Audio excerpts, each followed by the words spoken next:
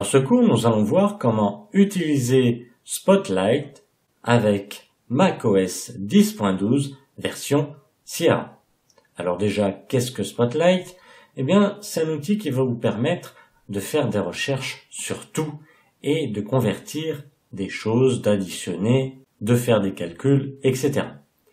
Alors, Spotlight est en haut à droite, ici, c'est la loupe. Un clic dessus et ici, on a la case de recherche Spotlight.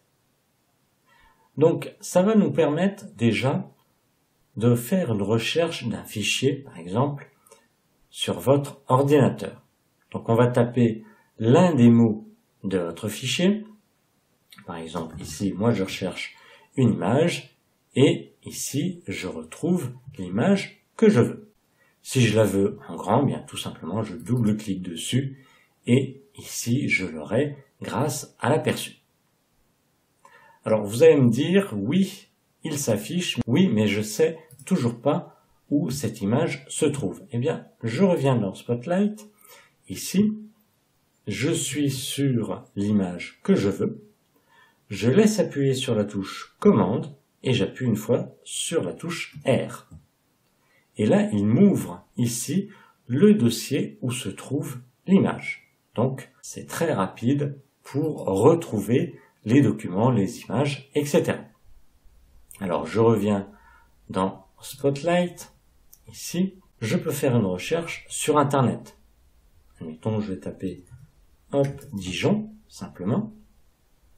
Et il me propose ici les meilleurs résultats, ville de Dijon, nature et sortir, etc. Les mails et messages, les sites ici suggérés, donc c'est les sites officiels. Et puis d'autres éléments ici. Donc je n'ai plus qu'à double-cliquer sur ce qui m'intéresse et là en l'occurrence il m'ouvre Safari puisque c'est un site internet. Je vais le quitter.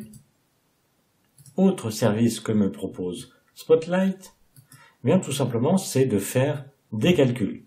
Donc là je vais faire n'importe quoi. Hop.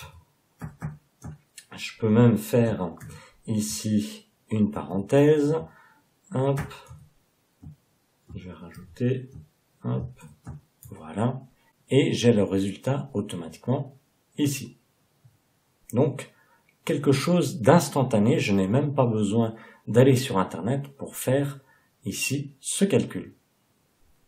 Je peux également utiliser Spotlight pour convertir des choses. Admettons, j'ai 20$ et j'aimerais savoir combien ça fait en euros. Bien tout simplement, j'écris 20$ et automatiquement, il me le convertit en euros. Alors, si c'est pas en euros que je le veux, si je le veux en francs suisses, par exemple, je rajoute en francs suisses, tout simplement, et j'ai le résultat ici.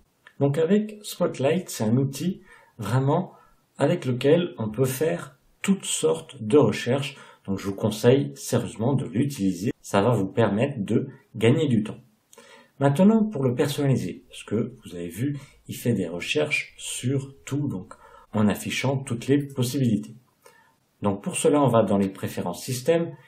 Si vous ne l'avez pas en bas, on va le retrouver sur la pomme, un clic, puis sur préférences système.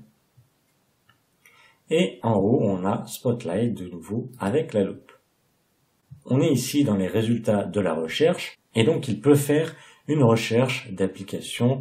Donc il fait la calculatrice, on a vu, il peut faire la recherche de contacts, faire la conversion, rechercher des dossiers, des documents, etc. Donc si vous ne voulez pas qu'il recherche des images par rapport à ce que vous avez tapé, vous décochez images.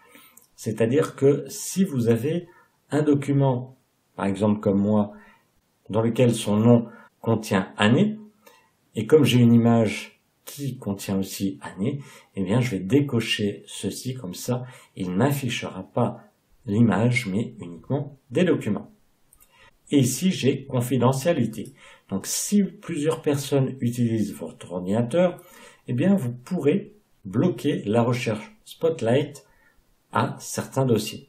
Donc on peut cliquer sur le plus et vous allez rajouter les dossiers dans lesquels Spotlight ne pourra pas rechercher. Donc, admettons, je vais cliquer sur musique, je choisis, et donc je mets autant de dossiers que je veux, donc Spotlight ne pourra pas faire de recherche dans le dossier musique. Donc voilà, nous avons vu comment utiliser et personnaliser la recherche Spotlight sous macOS 10.12 version Sierra.